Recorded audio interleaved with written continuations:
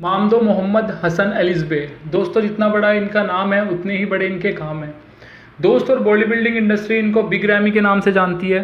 Ramie एक Arabic word है जिसका मतलब प्यारा होता है। तो आज हम बात करेंगे बिग रैमी के बारे में कि कैसे एक मछुआरा, जी हाँ, एक फिशरमैन दुनिया का सबसे बड़ा बॉडी बिल्डर का खिताब जीतता है और बनता है मिस्टर ओलंपिया। बिग रैमी का जन्म इजिप्ट के काफिर अल शेख बाल्तिम नाम की जगह पर हुआ था।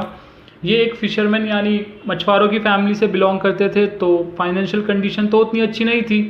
ग्रेजुएशन के बाद इन्होंने भी मछुआरे का काम शुरू किया और बिग रैमी के अंदर हमेशा से एक बॉडी बिल्डर बनने का सपना था और डोरियन येट्स को ये अपना आइडल मानते थे। फिर 2003 में वो कुवैत शिफ्ट कर जाते हैं और एक जिम ज्वाइन करते हैं, पर बिग रैमी की किस्मत इनका साथ नहीं देती और इनको एक मेजर एक्सीडेंट होता है और वो ट्रेनिंग करना छोड़ देते हैं। ऐसे ही 7 साल निकल जाते हैं, पर बिग रैमी की किस्मत में कुछ और लिखा था और उनका जो माइंडसेट था वो कुछ और ही था। 2010 में वो ऑक्सीजन जिम ज्वाइन करते हैं और अपना वर्कआउट रूटीन फिर से शुरू करते हैं।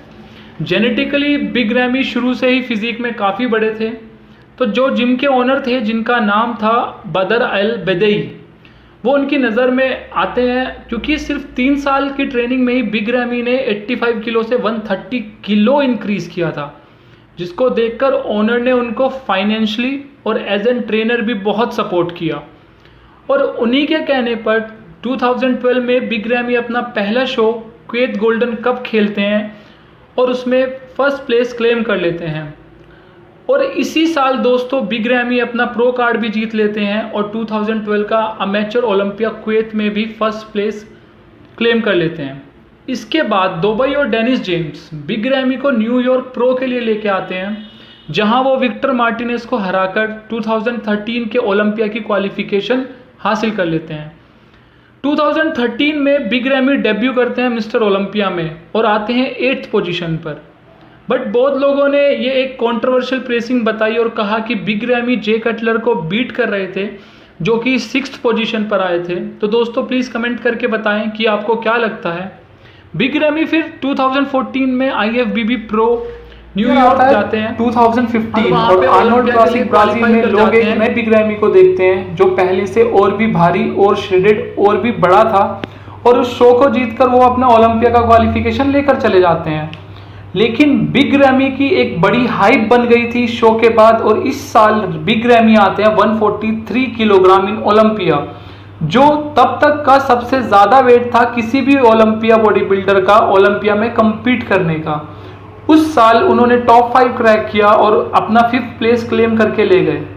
धीरे धीरे बिग रैमी इंप्रूव कर रहे थे। 2016 में उन्होंने प्रैग प्रो में 2nd प्लेस क्लेम किया और कुवैत प्रो शो में 1st प्लेस क्लेम करके उसको जीत लिया। 2016 में ओलंपिया में उनकी प्लेसिंग और इम्प्रूव हुई और वो 4th प्लेस पर आए। ईयर आता है 2017 एंड बिग रैमी ने बहुत ही ज़्यादा इम्प्रूवमेंट किए थे इस बार, और वो सीधा 2nd प्लेस क्लेम करते हैं मिस्टर ओलंपिया में। बट मेजॉरिटी जो बॉडी बिल्डिंग इंडस्ट्री थी उन्होंने कहा कि रैमी फिल को बीट कर रहे थे। ये best controversial decision in Olympia में से एक माना जाता है। तो दोस्तों आपको क्या लगता है, कमेंट सेक्शन में बताओ, क्या सच में रैमी फिल हीथ को बीट कर रहे थे? बिग रैमी 2018 में एक चेंज करते हैं, वो अपना कोच बदलते हैं और ट्रेन करते हैं अंडर नील योड़ा हिल। उनकी प्लेसिंग आती है 6th। रैमी बहुत ही ज़्यादा ओवर कार्ब लोड और ऑफ कंडीशन आए थे, जिसकी वजह से वो सीधा 6th प्लेसिंग पर आते हैं।